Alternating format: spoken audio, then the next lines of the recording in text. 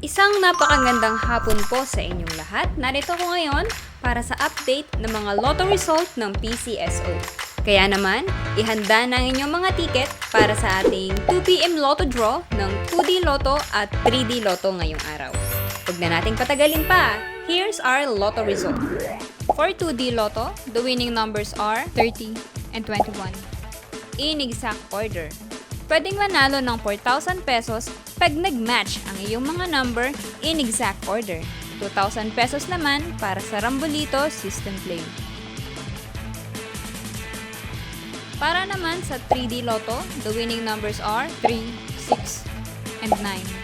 In exact order.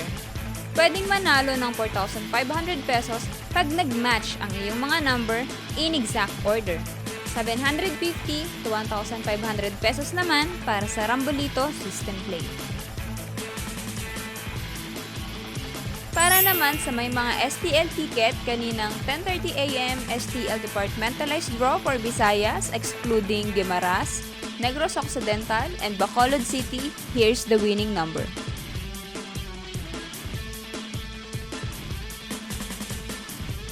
And for 10:30 AM STL Departmentalized Draw for Mindanao excluding Davao City and Zamboanga del Sur, here's the winning number.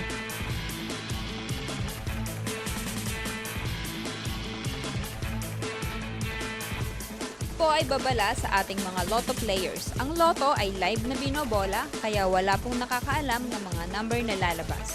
Huwag pong magpapaloko sa mga nagsasabing alam nila ang lalabas sa game at sa authorized outlet lamang bumili ng ticket bago ang draw.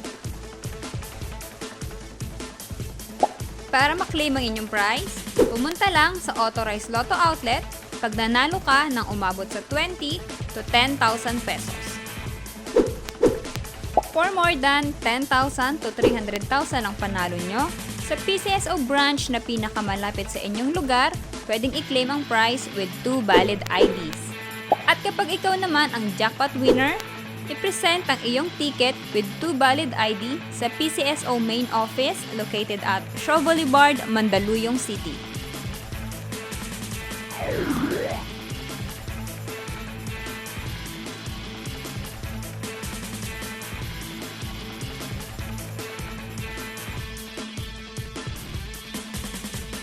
Congratulations po sa lahat ng ating winners at magkita-kita tayo mamayang 5pm draw ng ating 2D Lotto at 3D Lotto. Maraming salamat po.